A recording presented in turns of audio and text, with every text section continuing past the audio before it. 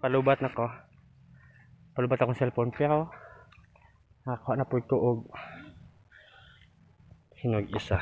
Ano siya mag tamis na kayo. Di pa mo kayo siya yung overripe pero hinog na gid siya. Okay.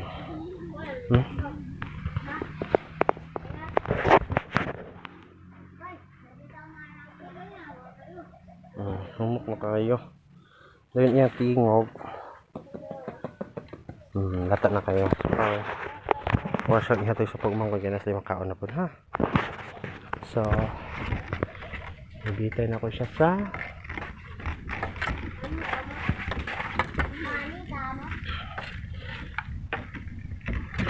laka, hulog ang sungkit.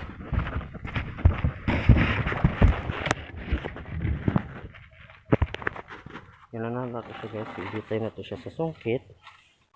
Dayon. Matanggal ba no? Sayang kay malata. Ayan. Katulaw eh. Alam mo, wag mo duyan ang marang. Oops. Ay. Wala, di ba ka ni mabaling sungkit? Akong i-love you ha? Ay, kwan.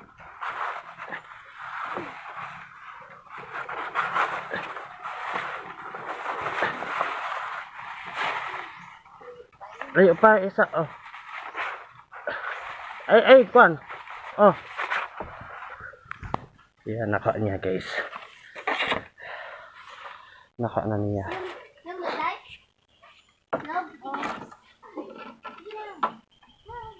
Kamalo ka muna og magkuan? Magdala na? Dili, itanggalan ang pungango. Tanggalan ang pungango. Dayon, ipaka.